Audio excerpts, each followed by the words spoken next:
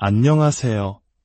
지혜로운 삶의 길을 탐색하는 여러분과 함께하는 시간입니다. 우리는 흔히 은퇴 후의 삶을 그리며 전원주택에서 텃밭을 가꾸거나 작은 카페를 여러 사람들과 소소한 이야기를 나누는 풍경을 떠올립니다. 평생 쉼없이 달려온 나에게 주어지는 황금 같은 시간, 자유와 여유. 하지만 만약 이 장밋빛 환상 뒤에 우리가 미처 알지 못했던 냉혹한 현실이 숨어 있다면 어떨까요? 오늘은 우리보다 먼저 고령화 사회에 진입하고 세계 최고 수준의 복지 시스템을 갖췄다고 평가받는 나라 캐나다의 사례를 통해 은퇴 생활의 민낯을 들여다보려 합니다. 놀랍게도 캐나다 은퇴자의 거의 절반이 자신의 은퇴 계획을 후회한다고 합니다. 충분히 준비했다고 믿었던 사람들조차 말이죠. 복지 선진국 캐나다에서 벌어지고 있는 일은 머지않아 우리 사회가 마주하게 될 현실의 예고편일 수 있습니다. 오늘 우리는 그들이 왜 후회하는지, 그들이 간과했던 10가지 치명적인 진실을 통해 우리의 노후를 더욱 현명하게 준비하는 지혜를 얻고자 합니다. 이야기가 끝날 때쯤 여러분은 자신의 은퇴 계획을 완전히 새로운 시각으로 바라보게 될 것입니다. 첫 번째, 예상보다 훨씬 초라한 은퇴 소득의 진실입니다. 대부분의 사람들이 은퇴 후 받게 될 국민연금과 개인적인 저축만으로 충분히 여유로운 생활이 가능할 것이라 막연히 기대합니다. 한국의 국민연금과 유사한 캐나다의 연금 제도인 CPP와 노령보장연금 OAS, 그리고 개인 퇴직저 축계좌인 RRSP가 있으니 괜찮을 거라 믿는 것이죠. 하지만 현실은 충격적입니다. 2025년 기준 캐나다의 평균 CPP 월 지급액은 약 772달러, 우리나라 돈으로 약 77만 원에 불과합니다. 여기에 OAS 약 71만 원을 더해도 세금을 떼기 전 소득은 월 150만 원이 채 되지 않습니다. 이 돈으로 과연 품위 있는 노후 생활이 가능할까요? 이는 우리에게도 시사하는 바가 큽니다. 한국 역시 국민연금만으로는 노후 생활비가 턱없이 부족하다는 경고가 끊이지 않습니다. 3층 연금 구조라 불리는 국민연금, 퇴직연금, 개인연금을 모두 쌓아야 한다고 하지만 치솟는 물가와 자녀 교육비에 허덕이다 보면 개인연금은 엄두도 내지 못하는 경우가 많습니다. 게다가 어렵게 모은 퇴직연금이나 개인연금도 인출 시에는 세금이 부과됩니다. 수십 년간 차곡차곡 쌓아올린 은퇴 자산이라는 탑이 세금과 무섭게 오르는 물가에 의해 생각보다 훨씬 빨리 무너져 내리는 것을 보고 많은 이들이 망연자실합니다. 한 조사에 따르면 은퇴자의 60% 이상이 은퇴 후 지출을 과소평가했다고 합니다. 주거비, 식료품비, 그리고 나이가 들수록 급격히 늘어나는 의료비 증가를 예상하지 못했던 것입니다. 이제 막연한 기대는 버리고 냉정하게 자신의 미래를 계산해 보아야 합니다. 정부가 제공하는 연금 계산기를 통해 은퇴 후 월소득을 현실적으로 예측하고 현재의 생활비와 비교해 보세요. 월급은 멈춰도 고지서는 멈추지 않는다는 사실을 기억해야 합니다. 두 번째, 생활비는 은퇴 후에도 계속해서 오릅니다. 직장을 그만두면 출퇴근 교통비나 의료비가 줄고 주택대출금도 다 갚았을 테니 지출이 줄어들 것이라 생각하기 쉽습니다. 하지만 현실은 정반대인 경우가 많습니다. 은퇴자들은 오히려 이전보다 더 많은 돈을 지출하는 자신을 발견하고 놀라곤 합니다. 한국의 가파른 물가 상승률을 생각해 보십시오. 장바구니 물가는 천정부지로 치솟고 전기세, 가스비 같은 공공요금은 해마다 오릅니다. 은퇴자들의 고정된 연금소득은 인플레이션 속도를 따라잡지 못합니다. 캐나다의 경우 주요 도시의 1인 노인 가구 월평균 생활비가 270만 원을 넘어섰다고 합니다. 이는 특별한 질병이나 주택 수리비 같은 돌발 변수를 제외한 최소한의 비용입니다. 더 무서운 것은 시간의 힘입니다. 지금의 100만 원이 10년, 20년 뒤에도 같은 가치를 가질까요? 절대 그렇지 않습니다. 인플레이션은 복리처럼 작용하여 우리의 구매력을 야금야금 갉아먹습니다. 오늘 충분해 보였던 은퇴 자금이 15년 뒤에는 충격적으로 부족하게 느껴질 수 있다는 의미입니다. 따라서 은퇴 준비는 단순히 돈을 모으는 것에서 그쳐서는 안 됩니다. 끊임없이 오를 물가를 이겨낼 수 있는 자산 가치를 지키고 불려나갈 전략이 반드시 필요합니다. 세 번째, 의료비는 공짜가 아니라는 불편한 진실입니다. 한국은 세계적으로 우수한 건강보험 제도를 갖추고 있습니다. 그래서 많은 분들이 아파도 병원비 걱정은 크게 하지 않아도 된다고 생각합니다.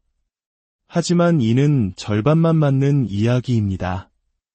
은퇴 후에는 우리가 비급여 항목이라고 부르는 건강보험이 보장해주지 않는 비용의 무서움을 체감하게 됩니다.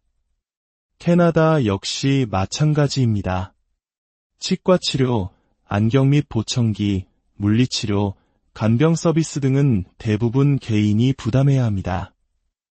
특히 장기 요양 비용은 은퇴 자산을 위협하는 가장 큰 복병 중 하나입니다. 시설 좋은 요양원의 개인실은 한 달에 300만 원을 훌쩍 넘기기 일쑤입니다. 이는 한국에서 간병 지옥이라는 말이 생겨난 것과 같은 맥락입니다. 부모님이 편찮으시면 온 가족이 경제적, 정신적 고통에 시달리는 현실을 우리는 너무나 잘 알고 있습니다. 젊을 때는 실손보험으로 대비하지만 나이가 들면 보험료가 부담스러워지거나 가입 자체가 어려워집니다. 건강은 돈으로 살 수 없지만 은퇴 후의 건강 유지는 상당한 비용을 필요로 합니다. 막연히 국가가 책임져 줄 것이라 기대하지 마십시오. 예상치 못한 의료비 청구서를 받아들고 후회하기 전에 별도의 의료비 통장을 만들거나 보장 내용을 꼼꼼히 따져 보험을 준비하는 등 적극적인 대비가 필요합니다. 네 번째, 당신의 돈보다 당신이 더 오래 살 수 있습니다.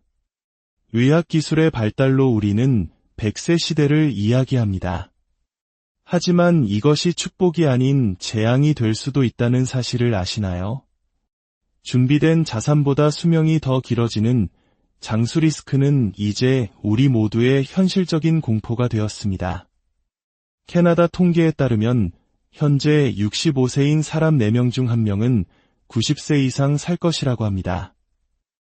하지만 대부분의 은퇴 설계는 85세 전후를 기준으로 짜여 있습니다. 20년치 생활비만 준비했는데 30년을 살아야 한다면 남은 10년은 어떻게 버텨야 할까요? 건강이 나빠져 더 이상 일할 수 없고 의료비는 가장 많이 필요한 바로 그 시점에 돈이 바닥나는 끔찍한 상황을 맞이할 수 있습니다. 한국은 세계에서 가장 빠른 속도로 늙어가는 나라입니다. 우리의 기대 수명은 이미 세계 최상위권에 도달했습니다. 따라서 은퇴 설계를 할 때 내가 설마 그렇게 오래 살겠어? 라는 안일한 생각은 금물입니다. 최소 95세 혹은 100세까지의 현금 흐름을 계획해야 합니다. 한 가지 현명한 전략은 국민연금 수령 시기를 늦추는 연기연금 제도를 활용하는 것입니다. 70세까지 수령을 미루면 매달 받는 연금액이 크게 늘어나 길어진 노후의 든든한 버팀목이 되어줄 수 있습니다. 다섯 번째, 은퇴는 외로움이라는 이름의 그림자를 동반합니다. 은퇴 설계에서 돈 문제만큼이나 중요하지만 우리가 쉽게 간과하는 것이 있습니다. 바로 정서적인 문제입니다. 수십 년간 지속된 규칙적인 일상, 동료들과의 유대감, 사회의 일원이라는 소속감이 사라진 자리에 찾아오는 공허함과 고독감은 생각보다 훨씬 위험합니다. 한국의 많은 중장년 남성들은 평생을 회사 인간으로 살아왔습니다. 직장에서의 직급이 곧 자신의 정체성이었고 퇴근 후 동료들과 마시는 술 한 잔이 유일한 낙이었습니다. 그러다 갑자기 은퇴를 하면 갈 곳도 만날 사람도 없는 자신을 발견하게 됩니다. 월요일 아침 회의도 시시콜콜한 잡담을 나누던 동료도 없습니다. 이러한 고립감은 단순한 슬픔을 넘어 우울증, 불안장애, 심장질환, 심지어 치매 발병률을 높이는 심각한 건강 문제입니다. 캐나다 노인 5명 중 1명이 사회적 고립을 경험한다는 통계는 우리에게도 큰 경고를 줍니다. 전통적인 대가족 제도가 해체되고 1인 가구가 급증하는 한국 사회에서 독거노인의 고독사는 더 이상 남의 일이 아닙니다.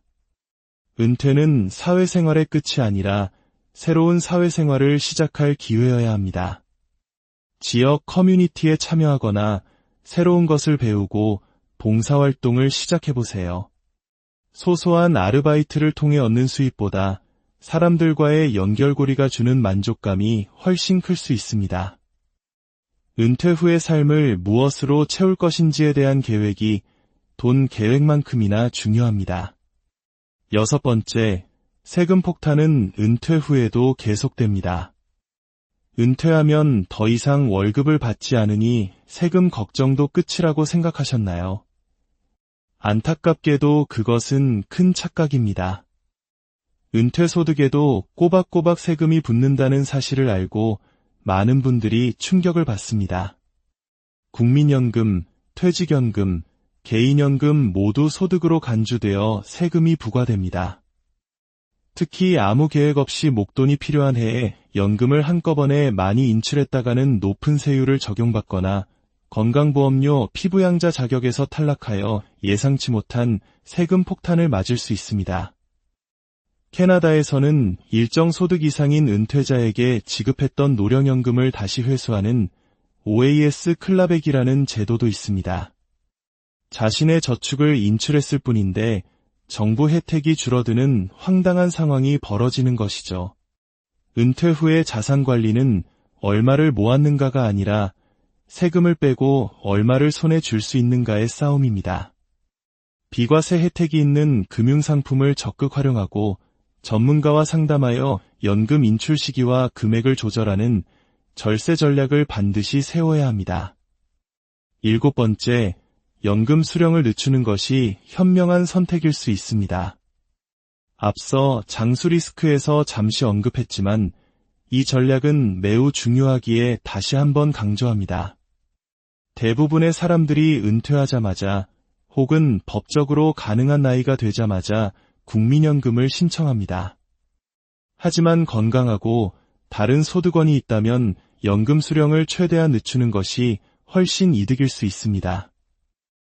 캐나다의 CPP는 70세에 받기 시작하면 65세에 받는 것보다 42%나 더 많은 금액을 평생 받을 수 있습니다. 한국의 국민연금 역시 1년 늦출 때마다 2%씩 연금액이 늘어나 최대 5년을 연기하면 36%를 더 받을 수 있습니다. 이는 그 어떤 금융상품으로도 얻기 힘든 국가가 보장하는 평생의 확정 수익입니다. 물론 건강이 좋지 않거나 당장의 생활비가 급하다면 어쩔 수 없지만 여유가 있다면 연기연금은 반드시 고려해봐야 할 강력한 노후 대비책입니다. 이는 마치 스스로에게 평생 월급 인상을 선물하는 것과 같습니다. 8번째, 부동산은 양날의 검입니다. 많은 한국인들에게 아파트 한 채가 곧 나의 노후 대책이라는 믿음은 거의 종교와도 같습니다. 집값이 많이 올랐으니 나중에 이 집을 팔고 작은 집으로 옮기거나 주택연금에 가입하면 노후는 문제없을 것이라고 생각합니다. 하지만 부동산 역시 생각만큼 안전한 피난처가 아닐 수 있습니다. 집을 팔 때를 생각해 봅시다. 중개수수료, 양도소득세, 이사비용 등 부대비용이 만만치 않습니다. 게다가 작은 집으로 옮기려 해도 그 작은 집의 가격 역시 그동안 많이 올라 생각만큼 큰 차익을 남기기 어렵습니다.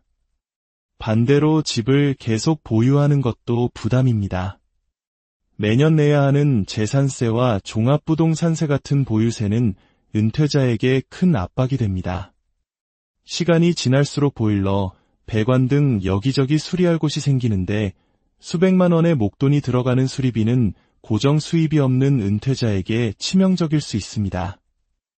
부동산을 유일한 노후 대비책으로 삼는 것은 매우 위험한 발상입니다.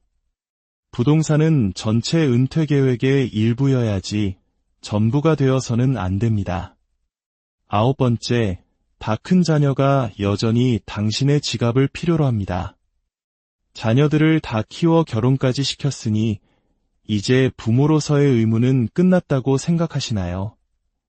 안타깝게도 한국 사회에서 부모의 역할은 65세에 끝나지 않습니다. 오히려 은퇴 후에 더 큰 재정적 부담으로 돌아오는 경우가 많습니다. 치솟은 집값 때문에 자녀의 결혼 자금과 집 장만에 수억 원을 보태주고 맞벌이하는 자녀를 대신해 손주를 돌보며 양육비까지 책임지는 황혼 육아는 이제 우리 주변에서 흔히 볼 수 있는 풍경입니다.